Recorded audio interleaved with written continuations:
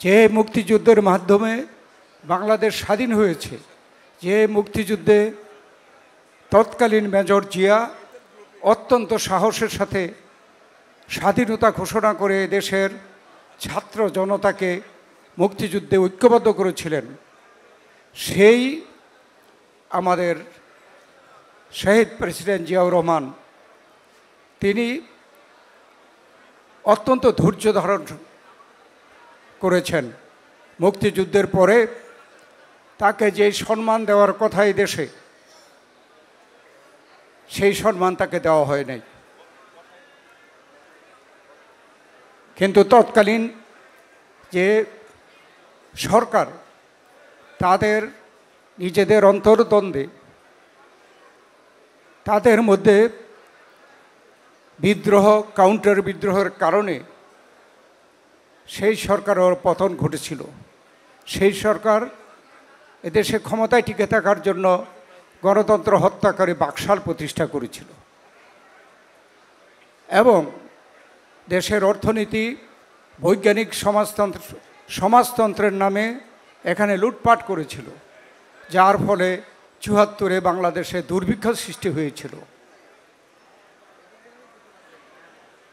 বাংলাদেশ একটা অচল অবস্থায় পড়ে গিয়েছিল এবং ৭৫-এর নভেম্বর মাসে বাংলাদেশে কিন্তু একটা অস্থিতিশীল সৃষ্টি হয়েছিল।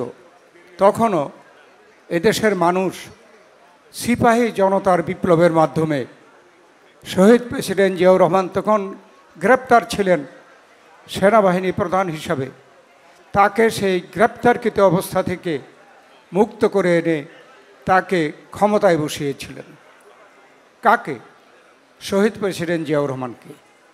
শহীদ প্রেসিডেন্ট জিয়াউর রহমানের উপরে মানুষের কী পরিমাণ আস্থা, বিশ্বাস থাকলে সেই দুর্দিনে সিপাহী জনতার বিপ্লবের মাধ্যমে জিয়াউর রহমানকে মুক্ত করে তাকে দেশের ক্ষমতায় বসান। এবং শহীদ প্রেসিডেন্ট জিয়াউর রহমান ক্ষমতায় বসে তিনি ১৯ দফা কর্মসূচির মাধ্যমে অনেকগুলো সংস্কার কাজ তিনি শুরু করেন, যে সংস্কারগুলো বাংলাদেশের জন্য বেঁচে থাকার জন্য, টিকে থাকার জন্য অতি প্রয়োজন ছিল।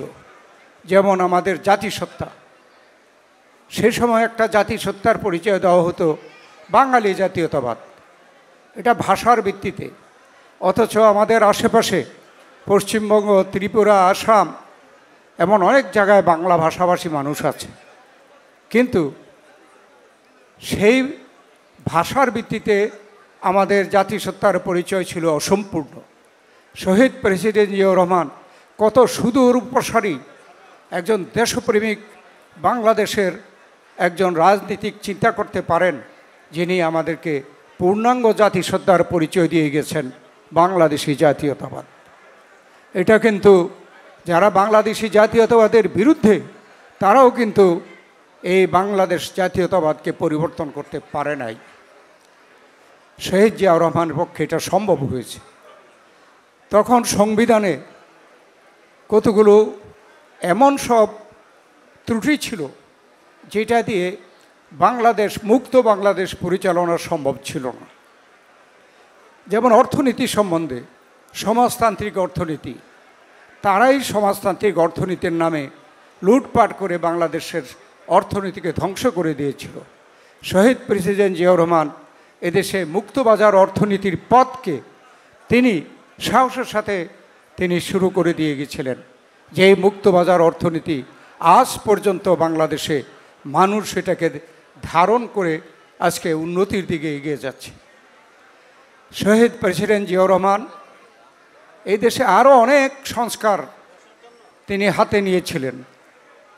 সেই সংস্কারগুলো অনেক সময়ের কারণে আমরা, যেহেতু তাকে অসময়ে শাহাদাত বরণ করতে হয়েছে, হত্যার শিকার হতে হয়েছে, সেই জন্য আমরা সেই সংস্কারগুলো সকল কিছু আমরা এদেশে বাস্তবায়ন করতে পারি নাই। তাই আজকে যারা সংস্কারের কথা বলেন, শহীদ প্রেসিডেন্ট জিয়াউর রহমানের সংস্কারের কথা চিন্তা করেন, ১৯ দফা কর্মসূচির দিকে তাকান, তাহলে দেখতে পাবেন যে কী পরিমাণ সংস্কারের কর্মসূচি এই বাংলাদেশে গ্রহণ করা হয়েছিল।